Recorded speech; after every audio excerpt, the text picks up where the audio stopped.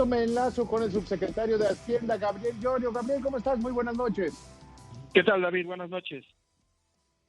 Me gustaría que empezáramos a hablar de este pacto en términos de cuáles fueron los racionales, qué estuvo atrás de la decisión del gobierno y por qué elegir este camino de un pacto.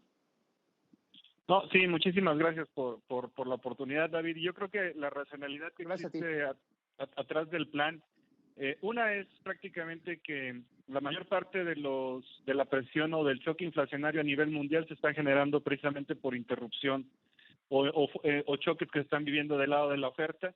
Y en este sentido es importante que se acompañe a la política monetaria en todos los países, no nada más en México.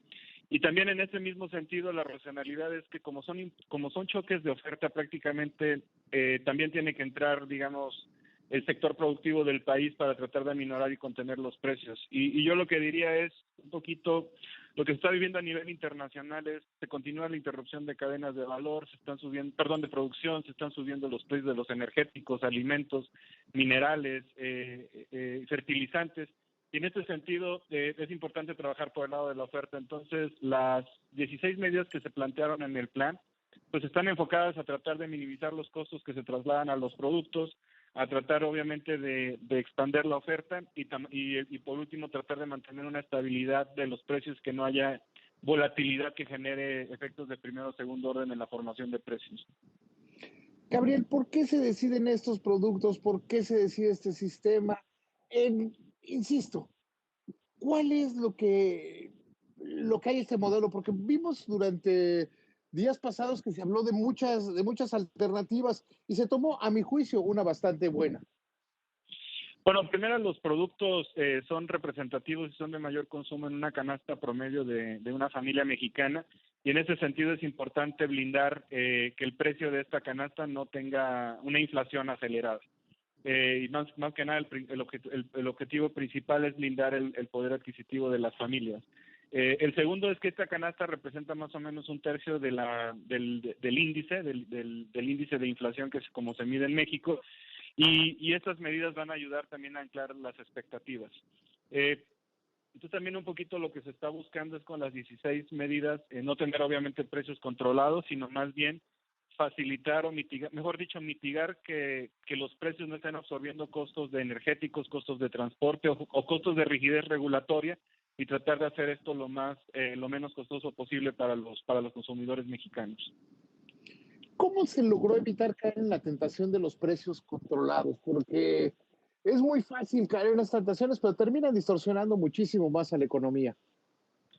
No, yo creo que los precios controlados, digamos, pueden hacer sentido en situaciones tal vez muy específicas donde se quiere tener un impacto de corto plazo, pero aquí la inflación que se está viviendo viene de fuera. Es una inflación que se está generando y está entrando a México por las importaciones, de tal manera que tenemos que trabajar más bien en darle tiempo al mercado para que se ajuste, no solamente en México, sino a nivel internacional, tratar de incrementar la producción en productos muy específicos. Y yo creo que uno de los precios que se está tratando obviamente de mitigar en cuanto a impactos es el precio de la gasolina, que se utiliza como insumo para el transporte de todos los productos y que se traslada al beneficiario, al consumidor final.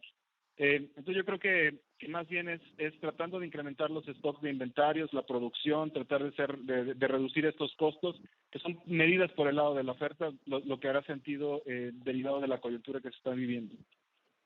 Oye, ¿tú qué dirías de estas críticas que han surgido algunos sectores que se quejan y que dicen que es insuficiente, que no es todos los productos de la canasta básica y que no alcanzará para tener un impacto importante en materia del nivel de precios? No, yo creo que hay impactos muy importantes que ya se dieron, de hecho. Cuando México fue uno de los primeros países que implementó los incentivos fiscales para la contención, sobre todo de la gasolina y de los energéticos, y esto prácticamente ha evitado 2 puntos de la inflación. Es un poco también se opina sobre una inflación que no se dio, pero si no se hubieran tomado estas medidas, la inflación hubiera pasado de 7 a 9, y la respuesta del Banco Central hubiera tenido que ser un poco más agresiva tal vez. Entonces ya hay un efecto importante en la economía, y es que se evitaron 2 puntos de inflación a partir del mes de febrero solamente por contención de la gasolina. Yo creo que también hay que entender que la naturaleza de la inflación es importada y en ese sentido Ujú, ujú. tenemos que actuar donde realmente vamos a poder tener impacto y es en estos 24 productos, es en coordinación con el sector privado, obviamente complementando la acción de política monetaria que tiene el banco y el gobierno está desregulando, simplificando, reduciendo costos, eliminando tarifas arancelarias, facilitando la movilización, tratando de que estos productos no generen una dinámica inflacionaria en el tiempo y más bien se mantenga una estabilidad de precios, ¿no? Entre las medidas que toma el gobierno, las que bien dices que ya había tomado con los energéticos, y temas como la carta aporte o mejorar la seguridad en las carreteras, ¿cómo lo va a hacer el gobierno federal? Prácticamente la cartaporte, México es de los pocos países todavía que utiliza una cartaporte en papel y hay que Ujú, recordar ujú. que como parte del programa económico 2022 se metió una reforma para que el cartaporte fuera digital. Digamos que esa transición, si lo mantenemos todavía en papel, puede generar algún tipo como de rezagos o de cuellos de botella. Por lo tanto, se está exentando la cartaporte en productos muy específicos, que son productos básicos, gasolinas o algún tipo de insumos sobre sectores que no tengamos, donde no tengamos suficiencia de la producción en México. Obviamente también mantener la seguridad en las carreteras implica que no se incurran en mayores costos por algún tipo de bloqueo y eso también tiene o reduce los impactos que se puedan generar en los costos. Entonces es más bien puras medidas de oferta que están donde el gobierno está tratando de desregular o simplificar costos y obviamente hay un tema de implementación que va a tener que ser a través de la CAPUFE para que se mantengan los peajes, otros con algunos empresarios que tienen obviamente concesiones, y estar tratando de que la economía y la mercancía en la economía se esté moviendo al menor costo posible. Ahora bien, ¿cuánto tiempo va a durar este pacto? ¿Cuál es la periodicidad? Porque siempre estas medidas, si se alargan en el tiempo, van perdiendo efectividad.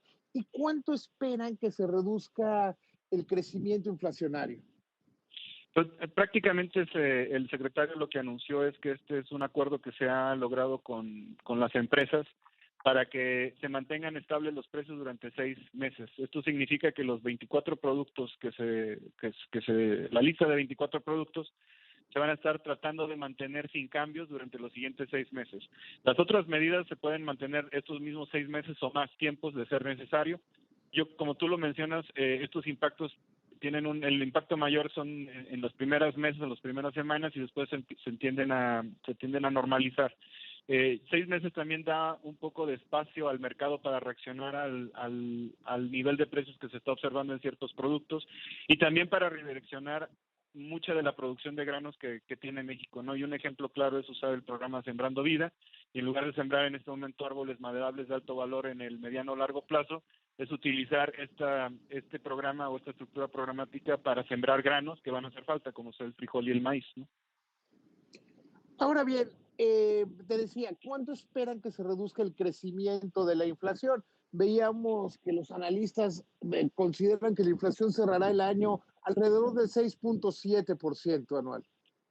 Es difícil estimar exactamente el impacto de la inflación. Por ejemplo, la inflación de los 24 productos prácticamente se va a empezar a notar mes a mes que se está reduciendo, pero solamente sobre estos 24 productos. El índice general de inflación probablemente va a alcanzar, el mercado o inclusive las minutas del Banco Central, cuando uno las lee, pareciera que la inflación pudiera alcanzar un pico por ahí de junio o julio. Y a partir de ahí iniciar la convergencia hacia el objetivo de inflación. Estas medidas, digamos, ya han evitado 2 puntos de inflación en este momento, Uh -huh, uh -huh. y yo creo que hay que ir estimando cómo se va a ir ejecutando durante estos 6 meses para ver exactamente los efectos.